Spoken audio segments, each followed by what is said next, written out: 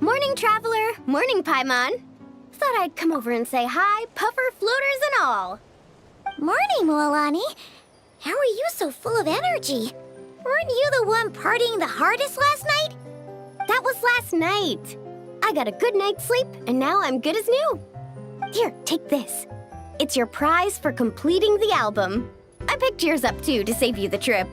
Wow! Thanks, Mualani. That was so nice. When it comes to helping people, a good guide always thinks one step ahead, right? Oh, and speaking of work, I guess our vacation's almost over, huh? Probably for the best. If I don't head back soon, I'm worried my little doggy won't even remember me. And after talking to the others, it seems like everyone is just about ready to get back. Some are missing their families. Others are going through dandelion wine withdrawal, I guess. Even Chaska seems to be feeling it. Not that she'd ever admit it, but I have noticed her gazing back towards the Flower Feather clan at night. But summer's not over yet, so I say, we squeeze a few more unforgettable moments into the time we've got left. Like another group photo. Hey, how about taking one right here? After all this time, Paimon's grown kind of attached to this place. Great idea! Why don't you spruce up this wall, and I'll go gather the others. See you over at the plaza!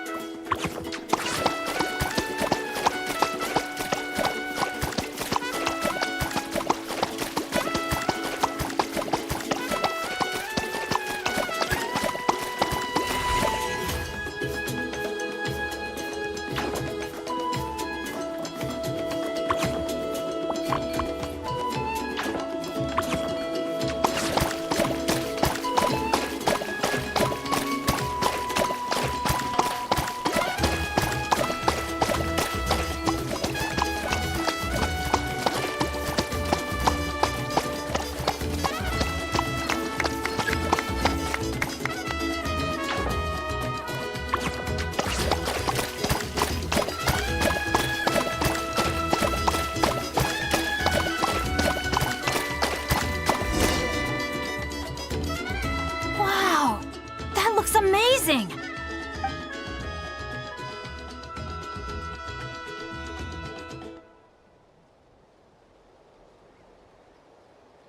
Guys, over here! We're gonna take a picture together!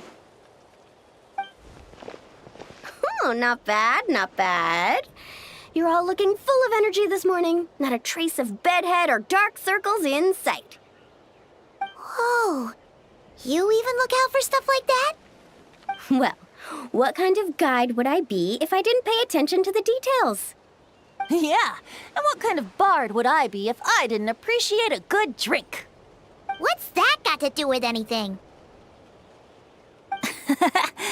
Somehow, though, I know exactly what he means.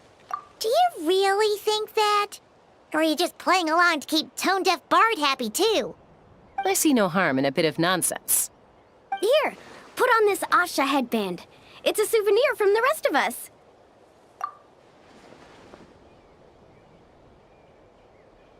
It really suits you. Alrighty then. 3, 2, 1. Paimon? Sorry. All that nonsense has got Paimon's head muddled. Her mind's gone completely blank. Don't want it all to end, huh? Are you worried once you say those words, the vacation will officially be over? How the... Paimon thought peacemakers couldn't read people's minds. Oh, Paimon. Don't worry, Paimon. Summer's sure to come again.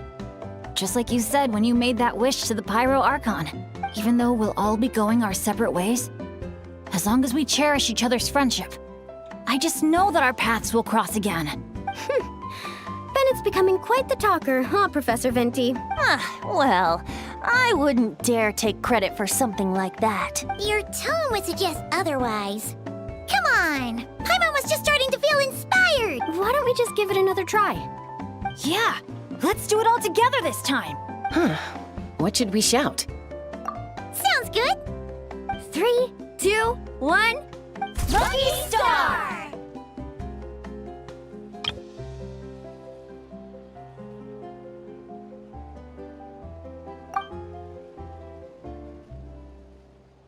So, what are your plans for the future, Bennett?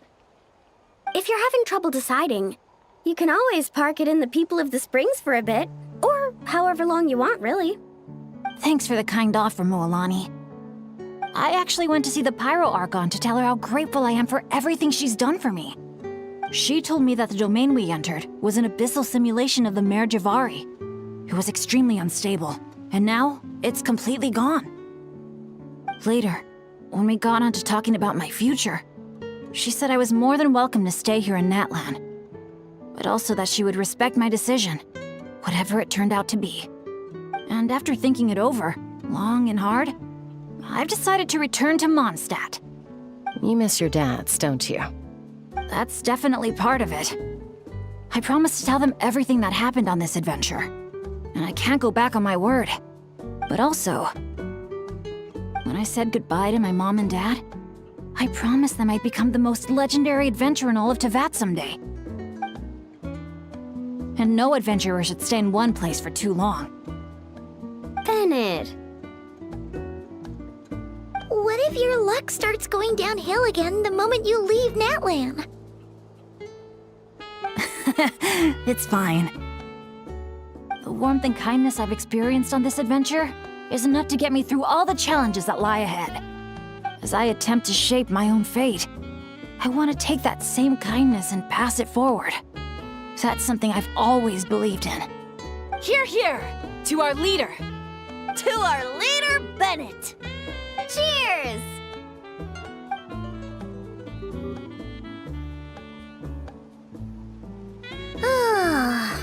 This is gonna be another all-nighter, isn't it? The fun never stops. Who's up to perform next? Bennett's almost fallen asleep several times now. No. I can Go get some rest now, guys. And seeing as you've still got the energy, I'll leave the cleanup to you, Huh? Mualani. Why me? Traveler, Perhaps you could join me for a walk? I know a great spot.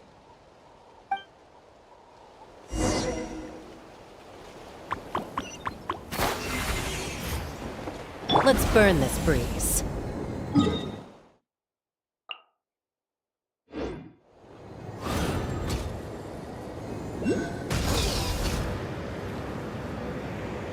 Let's ride!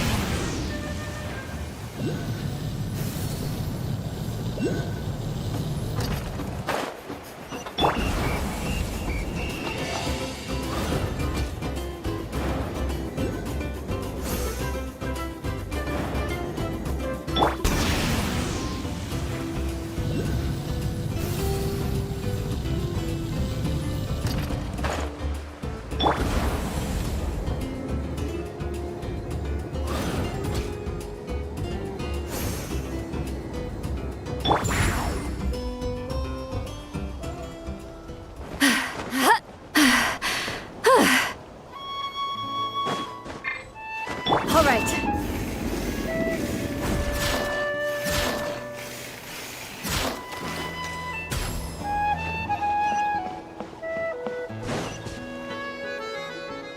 You might be tone deaf, but you sure know how to sniff out a good view. Glad you like it. Some stories aren't meant for the birds, only for the stars high in the sky.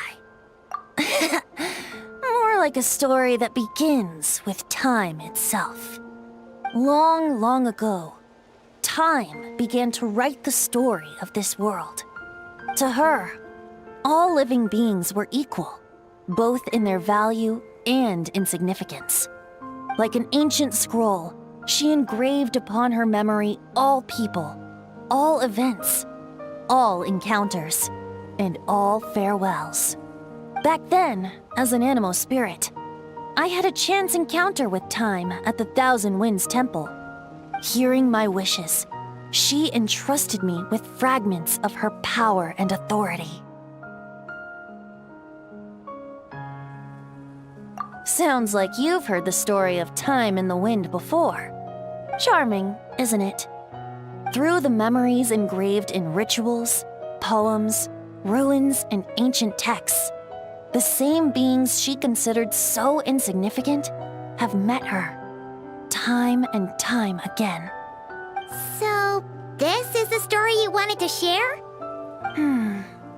More like the prologue. The corruption of the Mare Javari is tied to time itself. To put it another way, it is a calamity present in every moment that will ever be. Unlike time herself, I have always cherished many wishes in my heart. 500 years ago, to prevent the corruption of the Mare Javari from spreading beyond Tenochtitlan, I blew it off the timeline, turning it into the Windless Land. Oops, seems like I may have confused you. If you're asking about how the Mare Javari disappeared from Tenochtitlan 2 or 3 decades ago, there may be someone else better suited to tell that story. The Mare Javari has been the bearer of too many stories that weren't meant to be its own. I merely played a part in one of its chapters. And the choice I made 500 years ago came with a price. Some souls were unable to return to Mondstadt as a result, while others stayed to settle in this land, merging with the Monitu to become the Asha we see today. So the reason you're here in Tenochtitlan is because... Correct. I'm here to collaborate with the current Pyro Archon, Mawika. Correct again. The flame was our signal. Only by having Mawika open a rift between that space and the true Mare Javari could I sneak in and bring back all the souls who wish to return.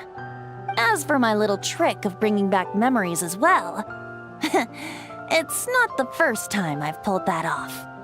Mawika also mentioned that you were planning to introduce us. Looks like I beat you to it, huh? I was glad to discover that she shares my love for fine wine and freedom. We got along great. Well, it really took it out of me for a few days. In fact, I still feel pretty dead on my feet even now.